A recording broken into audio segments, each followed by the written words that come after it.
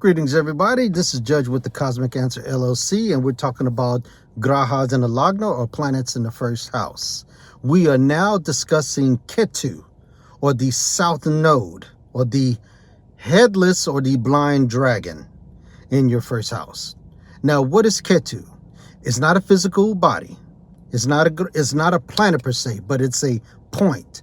It's a mathematical point in the air to where the ecliptic of the moon is going to happen every 6 months. Now, what does it mean to have Ketu? First, we have to understand what Ketu is. It was once known as Swarbanu. It was in a sura that had its head severed, but wanted to contain the nectar of immortality. So once that head was severed, there's just a body, and it's blind. So wherever Ketu is, this is the area that is familiar with, that is accustomed to, but there's nothing to gain, nothing to recognize or acknowledge. But Ketu is in your ascendant.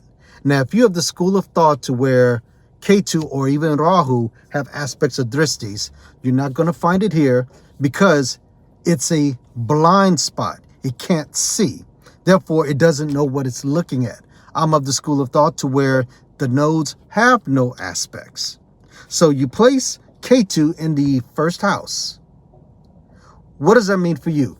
Your personality is despondent. You came into this world doing the exact same thing from your past life. So you got to get out of your own way.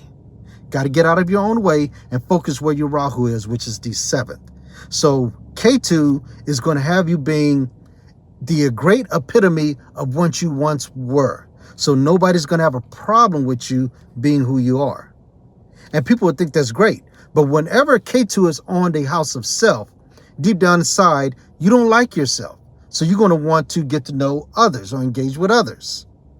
So as a Ketu, you is probably the same gender, the same race, the same ethnicity, and the same birthplace as you once were in a past life. So you're familiar with everything.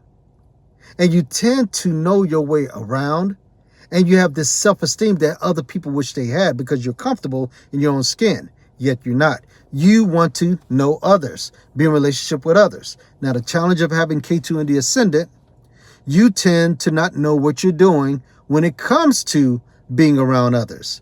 You may be shy or a bit despondent, but you're going to have to get used to heartbreaks because you're getting to know everybody else but yourself. That's why your Ketu is there.